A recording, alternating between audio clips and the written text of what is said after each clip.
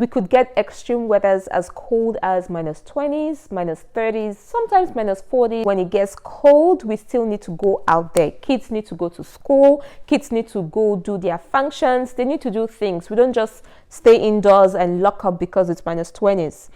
Hey guys, welcome to Kingdom Citizens. My name is Sandra. If you're new here, hey, thank you for joining.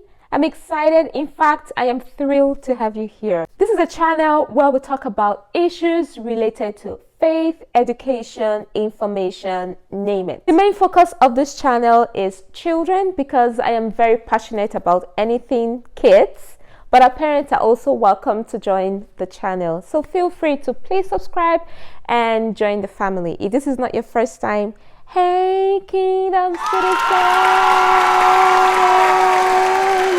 Thank you for always coming back. You already know the drill. Please like this video and share it to as many people as you know.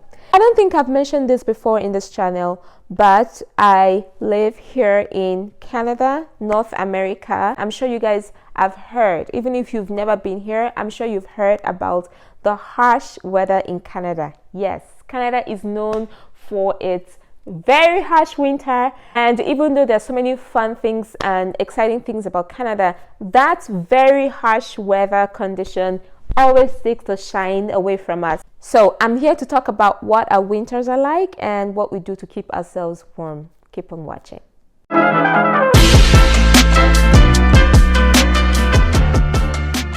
I know that some of you have heard about Canada and how it is extremely cold over here. You're not far away from the truth, other than it's not always cold in Canada. I'm going to put that out there, okay? Canada is not always cold. Come on, guys. We do have our seasons. We have summer, we have spring, we have fall, and we have winter. So it's not always cold all year around. Let me tell you, our summers can be really hot.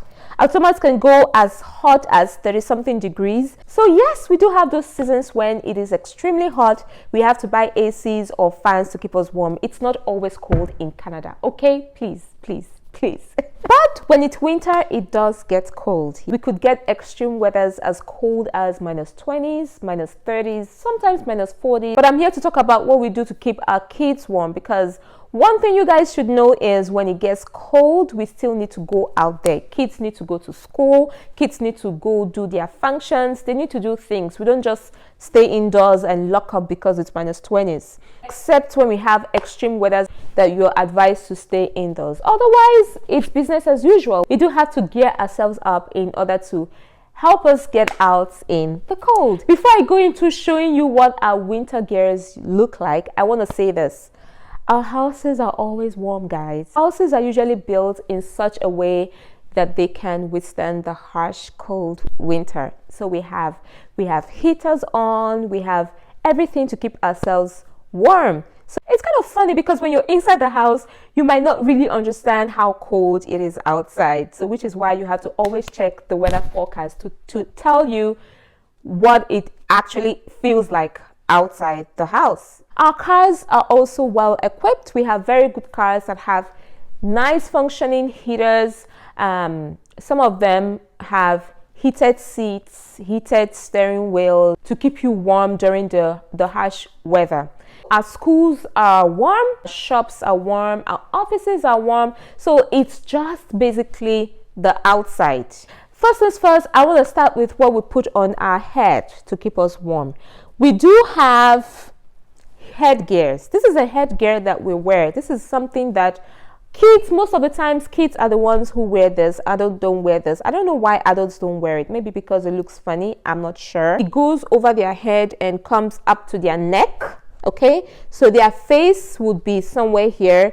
Their head is covered completely. Their neck is covered completely. Some of them just wear regular hats, and these hats can come in different sizes, different shapes. It doesn't always look like this, but these ones I recommend because they also cover the ears of the child. You clip it on. This way the child stays warm. Their head is covered up to their forehead.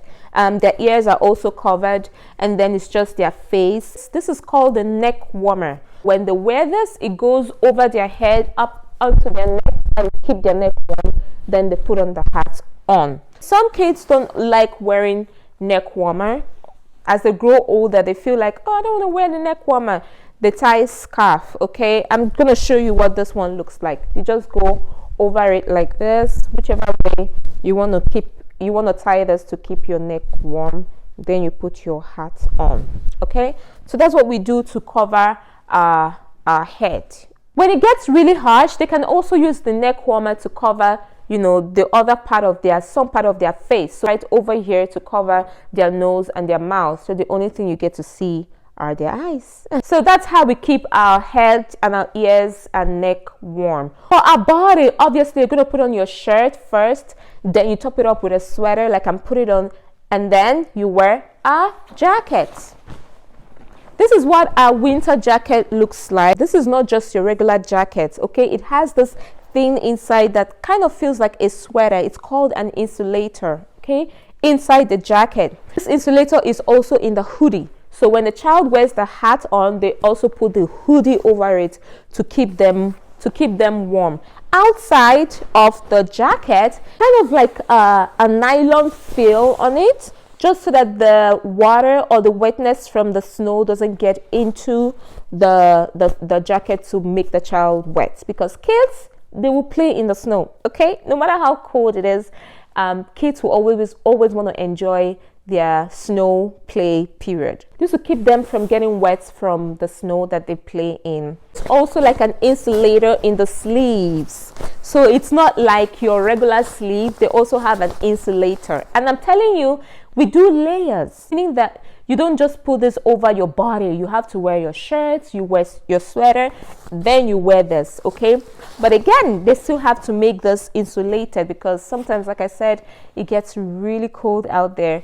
Your sweater is not going to be enough to protect you. I'm not saying your child should go stay outside in the harsh weather because they are protected. No. But for the period of time that the kids have to stay outside, you know that they are protected from cold. For our fingers, we wear gloves. We wear mittens, okay? These gloves and mittens protect our hands from getting cold because you're not only protecting your body or your head, you also need to protect your hands, okay? So we put this on. And we also put our hands in our pocket because the pockets of our jacket are also insulated. You put your hands in your pocket, you get a little bit warm until you get into a house. Remember, I'm just trying to explain what we do when we have to be outside. We're not going to stand outside in the cold for no reason. For instance, if your child wants to play outside, or you need to go for a walk, or you need to get into your car, or you need to go from your car to a building, you know, even though your car is warm and the building is warm, you're going to spend a little bit of time walking from your car to your building, which is why you need to wear this. Well, some kids have to stay outside for a few minutes because they have to maybe wait for school buses. Even in the school environment, kids have periods where they have to go outside for recess. They would need to go outside and play, even when it's like -15, -20s. The schools actually do have cutoffs. So when it's -22 degrees, kids have to be indoors. But if it's -20, -21, -18, -19, kids will need to be outside for recess. And our recess periods are usually between 15 to 20 to 30 minutes sometimes. That's why the kids need to gear up to make sure that they don't catch cold while they are outside. For our bottom, obviously you would wear your pants, your trousers, and your long socks. But after that, you still need to top it up with snow pants. So these snow pants are just a trouser version of the jackets I already showed you. So inside of it is also insulated to keep your child warm. So the outside has these materials that protect you from getting wet from the snow. Kids wear this on the bottom to keep them warm. So I hope you're following me. You know what we wear on our head, on our face, our hands, our body, and now this is what we wear on our bottom part, from our waists down to our feet, to keep the kids warm. Okay, for our feet, obviously you wear your socks. You have to wear socks to keep your feet warm. After that, we wear boots. These are called winter boots. Okay, before you actually, these are not your regular boots. It's this thing that comes with the boots.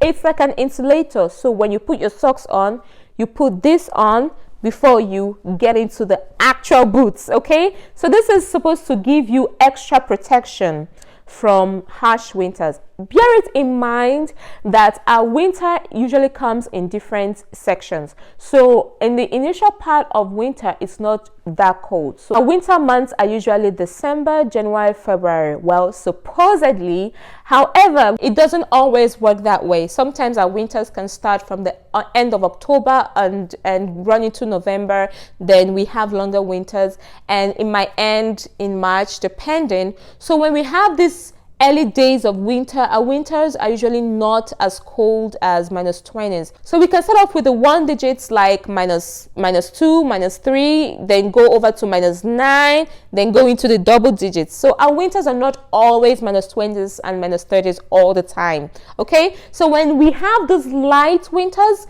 the kids can wear boots that don't have insulators in them. So just your normal boots. These ones are pretty warm, but they're not equipped for the -20s and the -30s degrees, which also means that we have winter gears that are equipped for different temperatures. If you go to buy winter gears, you look for the tags and what temperatures they have on them. So some of them would say this winter gear is equipped for -30 degrees or -20 or -40, so that you know what kind of winter gears you're buying. Again, I need to put this out there.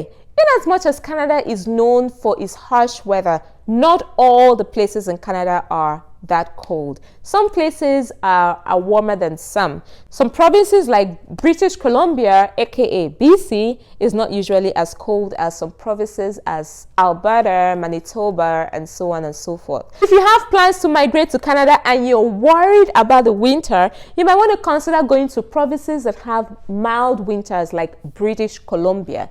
They have winters ranging from -2 degrees, -3 degrees, and go as low as -7 degrees and -10 degrees, but it's usually not the case. The coldest they might get to would be around -10 degrees, which for us here in Alberta is like a winter break for us. If we get -10 degrees during winter, we are like, yes! Kingdom citizens, don't be scared, okay? If you know anyone who wants to come to Canada, or if you want to come to Canada, it does get cold, but we survive. We do survive. It's not that bad. If you want to visit Canada for any reason, you want to consider coming sometime between April and September, when our weather is not so cold. The coldest month in Canada is usually February. So if somebody is inviting you to come to Canada in February, just tell them no. I've come to the end of this video. I hope you enjoyed it. I hope you learned a thing or two. Share it to anyone that you know that's planning to come to Canada. This could be helpful to them. Keep being amazing Kingdom citizens, and I will catch you in my next video. Bye guys. Bye.